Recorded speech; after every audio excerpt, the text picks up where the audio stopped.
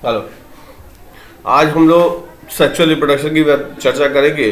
Sexual reproduction क्या हो गया? सेक्सुअल रिप्रोडक्शन की चर्चा करेंगे। तो जितने भी हम लोग रिप्रोडक्शन पढ़े, एसेक्सुअल पढ़े और दूसरा सेक्सुअल, तो ये जो सेक्सुअल रिप्रोडक्शन होता है वह एसेक्सुअल रिप्रोडक्शन से ज़्यादा एडवांस होता है। क्या होता है? ज़्यादा एडवांस होता है और ये जटिल प्रक्रिया होती है। इसमें क्या होता है? दो पेरेंट्स की आवश्यकता होती है। क्या होता है? दो पेरेंट्स की आवश्यकता होती है। तो इसीलिए इसमें एक चीज देखिए, इसका एक दूसरा नाम है एम्फीमिक्सिस। एम्फी का मतलब होता है दो, एम्फी का मतलब होता है दो, अब मिक्सिंग मिक्स से मतलब है। तो इसमें क्या होता है? दो पेरेंट्सों के गैमेट्स आते हैं और उनका इसमें इन्वॉल्वमेंट होता है, उसमें इनका फ्यूजन होता है, मिलना होता है। तो इसीलिए इसके लिए एक टर्मिनोलॉजी है एम्फीमिक्सिस। क्या हो गया? एम्फीमिक्सिस है। किसके लिए टर्मिनोलॉजी है? सेक्सुअल रिप्रोडक्शन के लिए। इसको क्या कहा हम लोगों ने? एम्फीमिक्सिस। क्लियर हो गया? तो ये हमने चर्चा की आगे, इसमें दो पेरेंट्स की आवश्यकता होती है और जब दो पेरेंट्स की आवश्यकता होती है तो इसमें क्या होगा? नए कैरेक्टर डेवलप होंगे। अब इसमें देखिए, जैसे हम लोगों ने बताया कि जो सेक्सुअल रिप्रोडक्शन होता है उसमें क्या होता है कि दो पेरेंट्स की आवश्यकता होती है। अब दो पेरेंट देखिए, इसमें लिखा गया है इन्वॉल्व, इसमें सम्मिलित होता है फॉर्मेशन, निर्माण। फॉर्मेशन का मतलब निर्माण भी होता है और फ्यूजन का मतलब मिलना होता है ऑफ गैमिट्स। ठीक है, तो अब बात आई कि जो मेल होते हैं उसमें मेल गैमिट का निर्माण होता है और जो फीमेल होते हैं उनमें क्या होता है? फीमेल गैमिट का निर्माण होता है। यानी कि मेल सेक्स आर्गन में मेल गैमिट का निर्माण होता है और फीमेल जो सेक्स आर्गन होता है उसमें फीमेल गैमिट का निर्माण होता है। क्लियर हो गया? अब जो गैमिट्स होते हैं, क्या होते हैं? गैमिट्स वे दोनों के दोनों हैप्लॉइड्स होते हैं। क्या होते हैं? दोनों के दोनों क्या होते हैं? हैप्लॉइड्स होते हैं, यानी अगुणित होते हैं। क्या होते हैं? अगुणित होते हैं। तो यहाँ जैसे देखिए, आपको इस फिगर में, डायग्राम में दिख रहा है कि मेल में जो क्या हुआ है? स्पर्म बना और फीमेल में ओवम बना। अब हैप्लॉइड का मतलब होता है ऐसी कोशिका जिसमें गुणसूत्रों की संख्या एकल अवस्था में पाई जाती है। अगर हम मनुष्य की बात करें तो मनुष्य में आप जानते हैं मनुष्य के शरीर में 46 गुणसूत्र पाए जाते हैं। तो यदि हम स्पर्म की बात करेंगे तो 23 गुणसूत्र स्पर्म में होंगे और 23 ओवम में पाए जाएंगे। अब ये जो दोनों 23 होते हैं, यानी कि उसके मदर की बात करें तो मदर में से क्या होंगे? फीमेल गैमिट यानी ओवम बनेंगे जिसमें 23 गुणसूत्र रहेगा। और उसके फादर की बात करेंगे तो फादर में के स्पर्म में 23 क्रोमोसोम होते हैं। क्लियर हो गया? अब दोनों सेक्सुअल रिप्रोडक्शन में इन्वॉल्व होते हैं, मिलते हैं, यानी स्पर्म और ओवम आपस में दोनों मिलते हैं और मिलने की क्रिया को क्या कहते हैं? यहाँ आपको दिख रहा है फर्टिलाइजेशन। यानी कि जब मेल गैमिट और फीमेल गैमिट जब आपस में मिलते हैं तो उसको क्या कहते हैं? फर्टिलाइजेशन कहते हैं। और इस प्रक्रिया के फलस्वरूप, फर्टिलाइजेशन की प्रक्रिया के फलस्वरूप आपको इसमें क्या होगा? जाइगोट का निर्माण होगा। किसका निर्माण होगा? जाइगोट। अब ये जो जाइगोट आपको दिख रहा है, ये जो जाइगोट का निर्माण हुआ यह डिप्लॉयड होता है, यानी द्विगुणित कोशिका होती है। जैसे बताया गया कि मनुष्य में क्या होगा? 46 गुणसूत्र पाए जाते हैं, तो उसके जो जाइगोट बना उसमें 46 गुणसूत्र हो जाएंगे, जिसमें से आधे उसके मदर से आए हैं और आधे गुणसूत्र उसके फादर से आए हैं। यानी 23 गुणसूत्र उसके माताजी से आई हैं और 23 गुणसूत्र उसके पिताजी से उसके जाइगोट में आए हुए हैं। क्लियर हो गया? तो जाइगोट क्या होता है? डिप्लॉयड होता है। क्या होता है? डिप्लॉयड होता है, अर्थात उसमें गुणसूत्रों की संख्या युग्मक यानी कि जोड़े में रहती है। अब इसी जाइगोट में विभाजन होता है, माइटोसिस की क्रिया होती है और जिसके फलस्वरूप पूरा क्या होता है? नए जीवधारी का निर्माण हो जाता है। न्यू ऑर्गेनिज्म लिखा गया है, न्यू ऑर्गेनिज्म का निर्माण होता है, यानी कि कह सकते हैं ऑफ स्प्रिंग, यानी संतान का निर्माण होता है। क्लियर हो गया? किससे संतान का निर्माण हुआ? तो जाइगोट से। जाइगोट कैसे बना? मेल गैमिट और फीमेल गैमिट के मिलने से। मेल गैमिट और फीमेल गैमिट कहाँ बनते हैं? तो मेल जो रिप्रोडक्टिव ऑर्गन होता है उस पे मेल गैमिट बनते हैं और फीमेल रिप्रोडक्टिव ऑर्गन होता है उसमें फीमेल गैमिट यानी कि ओवम का निर्माण होता है। क्लियर हो गया? अब आगे हम देखेंगे, ये बताया गया कि ये जो है जटिल प्रक्रिया है। कौन प्रक्रिया है? जटिल प्रक्रिया है और धीरे भी होने वाली प्रक्रिया होती है, जिसके फलस्वरूप अब इसमें दो प्रकार के गैमेट जब भाग लेते हैं तो दो जीवों से गुणसूत्र आते हैं और गुणसूत्र के मिलने के फलस्वरूप क्या होता है, इसमें कैरेक्टर डेवलप होता है। तो इसमें जो संतान बनते हैं वो माता और पिता दोनों से क्या होते हैं, भिन्न होते हैं, एक जैसे बिल्कुल हुबहू नहीं होते हैं। अब इसमें जो सेक्सुअल रिप्रोडक्शन में देखिए क्या हो गया कि जीव जो होते हैं वह जंतु जो होते हैं वह क्या हो सकते हैं, इसमें लिखा गया मे बी यूनिपेरेंटल। अब कुछ ऐसे भी जंतु पाए जाते हैं जो यूनिपेरेंटल, जो एक ही पेरेंट होता है यानी एक ही जनक होता है, जिसको हम लोग क्या कहते हैं, हर्माफ्रोडाइट। क्या कहते हैं, हर्माफ्रोडाइट कहते हैं, और इसी को बाइसेक्सुअल कहते हैं। इसका मतलब क्या है, एक ही जीव है जिसमें मेल रिप्रोडक्टिव ऑर्गन और फीमेल रिप्रोडक्टिव ऑर्गन दोनों पाए जाते हैं। क्लियर हो गया? तो उसको कहते हैं यूनिपेरेंटल या हर्माफ्रोडाइट या बाइसेक्सुअल कहते हैं। जैसे आप देखते होंगे कि आपको ये क्या बोलते हैं, वो दिखता है आपको अर्थवार्म। क्या हो गया, अर्थवार्म हो गया। जो टीनिया सोलिजियम जिसे फिताक्रीम कहते हैं, ये सब क्या होते हैं, बाइसेक्सुअल होते हैं यानी हर्माफ्रोडाइट होते हैं, यानी कि एक ही जीव में मेल रिप्रोडक्टिव ऑर्गन और फीमेल रिप्रोडक्टिव ऑर्गन दोनों पाए जाते हैं। क्लियर?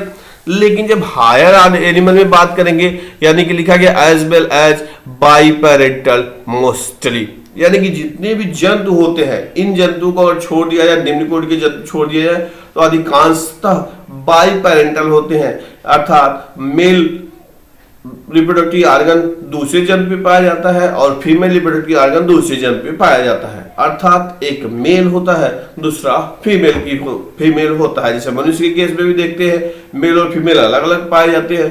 तो मेल और फीमेल अलग अलग पाए जाएंगे तो क्या होगा, मेल रिप्रोडक्टिव ऑर्गन मेल में होगा और फीमेल रिप्रोडक्टिव ऑर्गन फीमेल में पाया जाता है।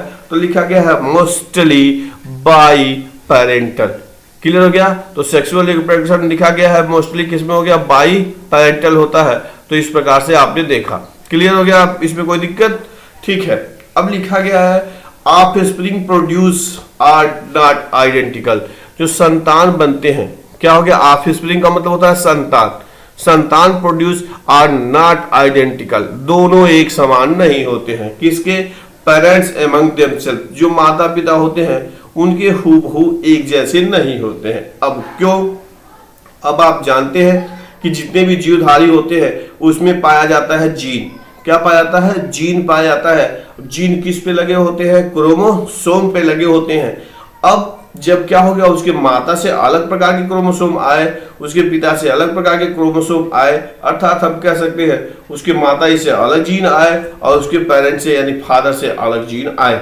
अब दोनों प्रकार के जीन का इन्वॉल्वमेंट है जाइगोट के बनने में। किसके बनने में, जाइगोट के बनने में। तो इसलिए क्या होगा कि दोनों जीन अपना कैरेक्टर शो करेंगे। दोनों जो जीन होंगे, जो भी जितने अलग अलग प्रकार के जीन होंगे, सब अपना कैरेक्टर शो करेंगे और कैरेक्टर शो करने के फलस्वरूप क्या होगा, जो संतान बनता है जो सेक्सुअल रिप्रोडक्शन के द्वारा, वह एकदम हूबहू माता या पिता के समान नहीं होता है। क्लियर हो गया? तो प्रश्न आता है कि क्यों एक जैसा नहीं होगा, तो आप बता सकते हैं क्योंकि दो प्रकार के क्रोमोसोम या दो प्रकार के जीन उसमें भाग लेते हैं, जिसकी वजह से वो दोनों एक जैसे नहीं होते हैं। क्लियर हो गया? अब देखिए एक बात आ गई, अब ये सेक्सुअल रिप्रोडक्शन के दौरान वेरिएशन होता है। ये थोड़ा नया शब्द है, देखिएगा, वेरिएशन। वेरिएशन का मतलब विभिन्नता, विभिन्नता का मतलब विभिन्नता समझते हैं। अब विभिन्नता का मतलब होता है कि एक ही माता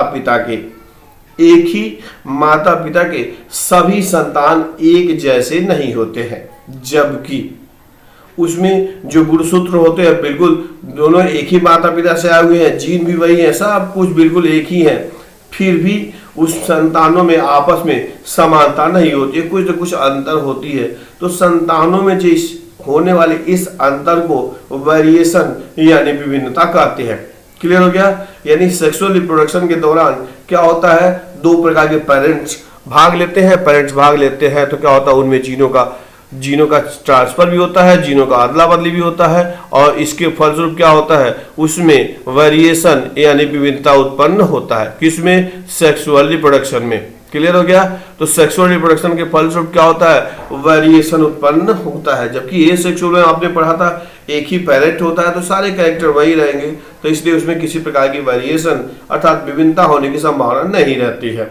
लेकिन सेक्सुअल रिप्रोडक्शन में क्या होता है, वेरिएशन अर्थात विविधता होती है। क्लियर। अब आगे देखेंगे ये लिखा गया, ये इट इज स्लो या धीरा इलोबरेट ऑफ कॉम्प्लेक्स प्रोसेस। यह क्या होता है, जो सेक्सुअल रिप्रोडक्शन होता है, जो जंतु है उनके जंतुओं में जो अवस्था है, जो जीवन चक्र है, उसकी अवस्था के विषय में हम लोग चर्चा करेंगे, यानी कि phase in life cycle. Clear हो गया, फेज इन लाइफ साइकिल।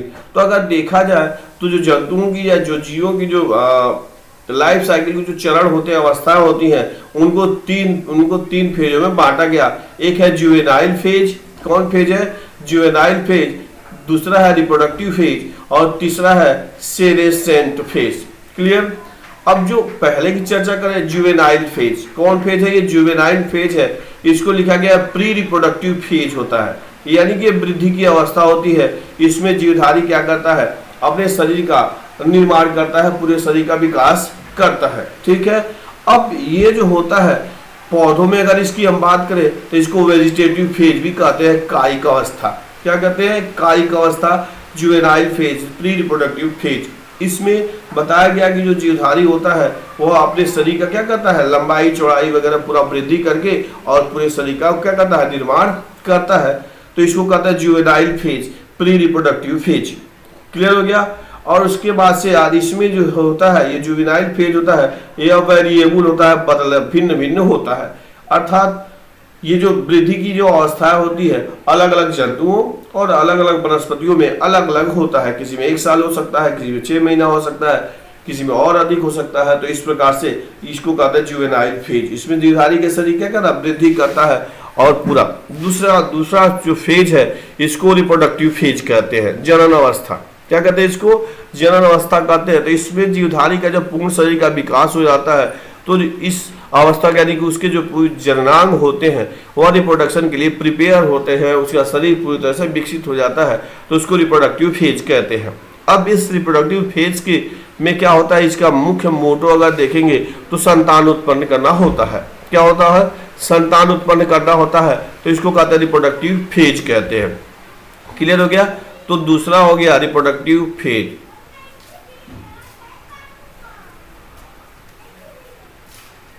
ठीक है। अब जरा रिप्रोडक्टिव फेज की तो हम लोग चर्चा करेंगे, लेकिन उसी हिसाब से जो पौधे होते हैं, पौधों में भी रिप्रोडक्टिव फेज हो गया।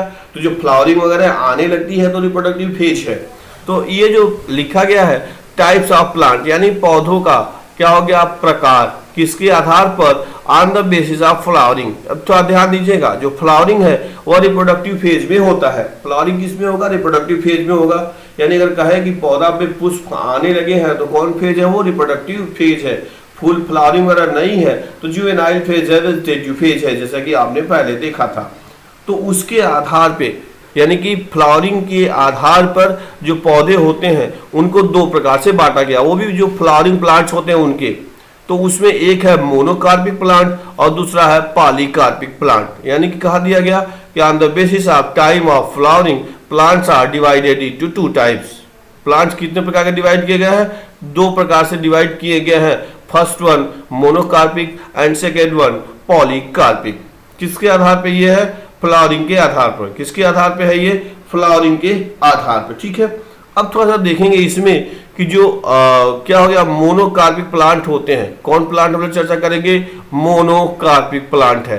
तो जब देखेंगे ध्यान से, तो इसका अगर हम लोग एनालिसिस करें तो मोनो का मतलब होता है एक। थोड़ा देखिएगा, मोनो का मतलब एक, और कार्पिक जो है कार्पेल से बना हुआ है। कार्पेल का मतलब होता है स्त्री केसर। स्त्री केसर का मतलब पढ़े हैं कि पुष्प का फीमेल, यानी कि मादा जनन। ठीक है। तो मोनोकार्पिक पौधे का मतलब होता है ऐसे पौधे जिनमें जो फ्लावरिंग केवल जीवन में एक बार होती है, यानी कि such plant in which the flowering occurs in whole life only once times. ठीक है। तो ऐसे पौधे जिसमें जो पुष्प होता है, फ्लावरिंग उनके जीवन काल में केवल एक ही बार आता है, तो उसको मोनोकार्पिक प्लांट कहते हैं। जैसे मान लीजिए गेहूं हो गया, चावल हो गया, यानी धान हो गया। तो इस प्रकार के जो पौधे होते हैं उनको मोनोकार्पिक प्लांट कहते हैं। इसमें एक और जबरदस्त उदाहरण है जिससे ये लिखा गया है स्ट्रोबिलेंथस कुंथियाना। ठीक है। स्ट्रोबिलेंथस कुंथियाना, इसको नील कुरंजी भी कहते हैं। क्या कहते हैं? नील कुरंजी कहते हैं। इसके में जो फ्लावरिंग अकर्स इन, ये मोनोकार्पिक प्लांट है, लेकिन कितने बार में? 12 वर्षों में एक बार फ्लावरिंग होती है। क्या होती है? 12 वर्षों में फ्लावरिंग होती है। और इसमें होता है, ये लिखा गया है सितंबर टू अक्टूबर 2006 में फ्लावरिंग हुई थी। क्लियर हो गया? तो ये स्ट्रोबिलेंथस कुंथियाना है, उसमें फ्लावरिंग कितने में आती है? 12 वर्षों में आती है। और ये 2006 में इन पौधों में पुष्पक फ्लावरिंग पाया गया था। कहाँ पाए जाते हैं? हिल एरिया, पहाड़ी एरिया, केरला, कर्नाटका और तमिलनाडु में। ठीक है।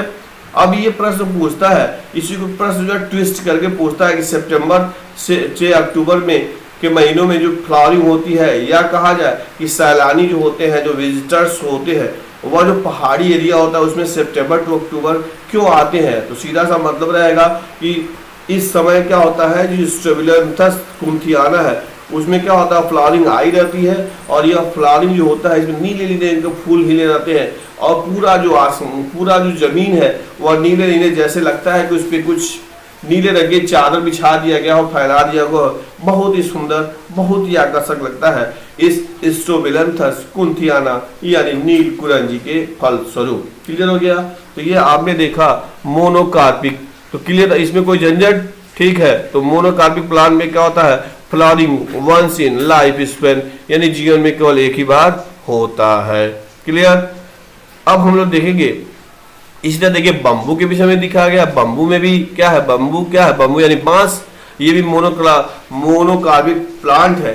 इसमें फ्लावरिंग कब आता है? देखिए लिखा गया आफ्टर 50 100 to 100 ईयर्स, यानी 50 वर्षों से 100 वर्षों के मध्य क्या होता है, इसमें फ्लावरिंग आता है। अब एक बार पुष्प आता है, और जब ढेर सारे नंबर क्या होते हैं, बहुत सारे लिखा गया produce large number of fruits and, ये तो इसमें फूल तो आते हैं, इसमें फल बनेंगे, और फल बनने के बाद क्या होता है, एंड डाई। और इसके बाद क्या होता है, वो जो पौधा होता है, बम्बू का जो पौधा होता है वह सूख जाता है। आफ्टर फ्लावरिंग क्या होता है, फ्लावरिंग होता है, फिर फ्रूट होता है, फिर उसके बाद से डाई यानी सूख जाता है। क्लियर हो गया? तो ये था बम्बू यानी बांस। क्या होता है? मोनोकार्पिक प्लांट है। क्या है ये? Monocarpic plant. क्लियर? ठीक है। अब इस स्ट्रोबिलस कुंथियाना फिर वही देख लिया, फ्लावरिंग वगैरह हम लोगों ने कोशिश किया है कि आपको इसको फूल को भी दिखाया जाता। लिखा गया स्ट्रोबिलस कुंथियाना नील कुरंजी 12 वर्षों में फ्लावरिंग होती है सितंबर टू अक्टूबर, और इस प्रकार से आप इसका फूल देख रहे हैं, पूरा ये नीला नीला फूल दिखाई दे रहा है। तो ये है स्ट्रोबिलेंथस कुंथियाना का। क्लियर? आपको दिखाई दिया। आप लोगों ने मेहनत करके इस पुष्प को इसमें कलेक्ट करने की कोशिश की है। अब आप देखेंगे, अब इसी के आधार पर जैसे हम लोगों ने पढ़ा जो सेक्सुअल फेज होता है, अब कुछ ऐसे जंतु होते हैं, जैसे पढ़िए पक्षियों की बात करें, बर्ड्स की बात करें, तो लिखा गया birds living in nature lay eggs only seasonally, यानी कि ऐसे जंतु जो केवल एक विशेष प्रकार के मौसम में ही अंडा देती हैं, यानी कह सकते हैं रिप्रोडक्शन की क्रिया होती है, तो उसमें क्या होता है, सीजनली कहते हैं, सीजनली ब्रीडर कहते हैं। क्लियर? लेकिन यानी कि जो चिड़ियाएं होती हैं, हमेशा दिया गया है eggs lay eggs only in seasonally, यानी विशेष मौसम में ही अंडा देती है। लेकिन आजकल मुर्गी फार्म लिखा गया, बट पोल्ट्री फार्म, जो मुर्गी फार्म होती हैं उसमें उनका उद्देश्य होता है कि क्या करने के लिए, संतान, वो ज़्यादा से ज़्यादा मांस पैदा करने के लिए, तो तो इसलिए ऐसी मुर्गी की प्रजातियों का विकास कर दिया गया है जो लगातार क्या करती है, अंडे देती रहती है। और इस प्रकार से वो क्या हो गया, उसको बना दिया गया, मॉडिफाइड करके बना दिया गया कि हमेशा वर्षों लगातार वो अंडा देती रहती है। और जब अंडा देना बंद करती है तो ये क्लियर हो जाता है कि अब उसके बाद क्या हो जाएगा, डाई हो जाएगी, यानी मर जाएगी, नष्ट हो जाएगी। ठीक है? अब आगे देखिए, तो फीमेल, यहाँ थोड़ा ध्यान देने वाली बात है, थोड़ा ध्यान से देखेंगे कि जो फीमेल प्लेसेंटल मैमल्स, अब एक बात आती है प्लेसेंटा। क्या हो गया, प्लेसेंटा जिन जंतुओं में पाया जाता है उसको प्लेसेंटल मैमल्स कहते हैं। प्लेसेंटा का मतलब गर्भनाल। ये क्या होता है, जैसे आप पढ़े होंगे गैस्टेशन पीरियड होता है, उसमें फीमेल के अंदर शरीर का विकास होता है, तो मादा के अंदर एक विशेष प्रकार का कनेक्शन आता है जिसे क्या कहते हैं, प्लेसेंटा कहते हैं। उसी के फलस्वरूप माता से उस शिशु के शरीर में भोजन, ऑक्सीजन, सारी चीजें मिलती रहती हैं। तो जिन जंतुओं में प्लेसेंटा पाया जाता है उसको प्लेसेंटल मैमल्स कहते हैं। क्लियर हो गया। तो लिखा गया the female of placental mammals exhibit प्रदर्शित करती हैं साइकोलॉजिकल साइक्लिकल चेंजेस, कुछ चक्रीय परिवर्तन प्रदर्शित करती हैं किसमें, एक्टिविटीज इन ओवरी अंडाशय में और accessory duct as well. Clear हो गया। तो इसमें क्या होता है, जो प्लेसेंटल मैमल्स होते हैं उनमें क्या है साइक्लिकल यानी चक्रीय परिवर्तन होते हैं किसमें, ओवरी के साथ एक्सेसरी डक्ट उससे संबंधित जो नलिकाएं होती है उसमें, और हार्मोन्स ड्यूरिंग रिप्रोडक्टिव फेज। तो इस प्रकार की जो फीमेल्स होती हैं उसमें चक्रीय परिवर्तन जो रिप्रोडक्टिव फेज होता है यानी जनन अवस्था होती है उसमें इस प्रकार के चक्रीय परिवर्तन उसके अंडाशय में, उससे संबंधित जो नलिकाएं होती है उसमें, और हार्मोन्स में परिवर्तन होता है। क्लियर हो गया। तो इस देखिए तो परिवर्तन होता है। अब देखेंगे कि जो आ गया नॉन प्राइमेट्स मैमल, ठीक है, जो प्राइमेट्स नहीं होते हैं नॉन प्राइमेट मैमल, ठीक है, लिखा गया है नॉन प्राइमेट्स मैमल। वास्तव में ये अधिकांशतः जंगल में पाए जाने वाली होती हैं लेकिन कुछ का पालन भी किया जाता है, लाइक काऊ, शिप्स, ठीक है, रैट्स, डियर, डॉग, टाइगर। इन सब में जो चक्रीय परिवर्तन होता है ड्यूरिंग रिप्रोडक्टिव फेज इसको कहते हैं ओस्ट्रस साइकिल, मध्य चक्र कहते हैं। क्या गया, ओस्ट्रस साइकिल किसमें पाया जाता है, नॉन प्राइमेट्स में। मैंने पूछा जाता प्रश्न बहुत पूछा जाता है कि जो ओस्ट्रस साइकिल है यानी मध्य चक्र है वह किसमें पाया जाता है। तो आप कहेंगे जो नॉन प्राइमेट्स होते हैं नॉन प्राइमेट्स मैमल्स उनमें पाया जाता लाइक काऊ, सीप, रैट, डियर, डॉग, टाइगर, इन सब में ये पाया जाता है। क्या पाया जाता है, ओस्ट्रस साइकिल। क्लियर हो गया आपको। अब दूसरा जो आता है अब आप देखेंगे ये है इन प्राइमेट्स, जो प्राइमेट्स गण होता है उसमें यानी प्राइमेट्स में अगर आप देखेंगे तो ये है मंकी, बंदर, एप्स, कप और ह्यूमंस यानी मनुष्य में इस प्रकार के फीमेल में ये साइकिल पाया जाता है जिसको क्या कहते हैं, मेंस्ट्रुअल साइकिल कहते हैं। क्या कहते हैं, मेंस्ट्रुअल साइकिल कहते हैं। और ये सब क्या होते हैं, सीजनल ब्रीडर्स होते हैं, यानी कि इसमें जो रिप्रोडक्शन की क्रिया होती है एक विशेष प्रकार के महीने में यानी कि समय में होता है तो उसको क्या कहते हैं, सीजनल ब्रीडर्स कहते हैं। ठीक है, सॉरी, इसमें क्या होता है, मेंस्ट्रुअल साइकिल पाया जाता है। अब मेंस्ट्रुअल साइकिल पाया जाता है तो अब इसके बाद देखेंगे कुछ ऐसे जंतु होते हैं जिसमें रिप्रोडक्शन केवल कुछ विशेष प्रकार के समय में होती है तो उसको सीजनल ब्रीडर्स कहते हैं, और कुछ ऐसे होते हैं जिनमें वर्ष भर चलता रहता है रिप्रोडक्शन की क्रिया तो इनको कॉन्टिन्यूअस ब्रीडर्स कहते हैं। क्लियर, यानी कि ऐसे जीव जाति जिसमें जो रिप्रोडक्शन की क्रिया होती है वो विशेष प्रकार के समय में होती है तो उसको क्या कहते हैं, सीजनल ब्रीडर्स कहते हैं। और जिसमें क्या होता है हमेशा वर्ष भर चलता रहता है तो उसको कॉन्टिन्यूअस ब्रीडर्स कहते हैं। ठीक है, तो रिप्रोडक्शन की क्रिया क्या हो गई, दो प्रकार की हो गई। तो इस प्रकार से ये हो गया सीजनल ब्रीडर्स और कॉन्टिन्यूअस ब्रीडर। अब तीसरा हम लोग को देखना है ये है सीनेसेंट फेज। सीनेसेंट फेज या ओल्ड अवस्था कहते हैं। क्या कहते हैं इसको, सीनेसेंट फेज कहते हैं या ओल्ड अवस्था कहते हैं।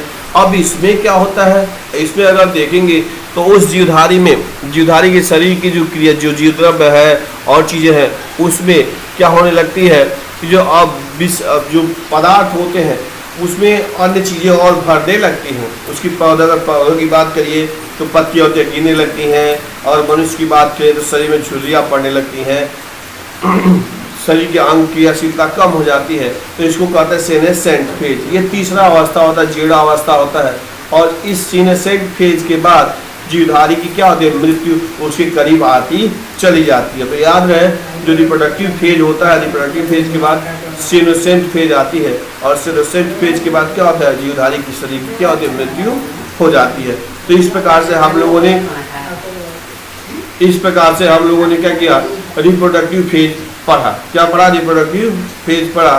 तो इस तीन अवस्थाओं के विषय में हम लोगों ने चर्चा किया, और इस वीडियो के लास्ट पे आपको लिंक भी मिलेगा जो टेस्ट सीरीज या फ्री ऑफ कास्ट जो निफ्ट के प्रश्न है वो उसमें इंक्लूड है। आप देख करके उसमें क्या कर सकते हो, प्रैक्टिस कर सकते हैं। Okay, best of luck.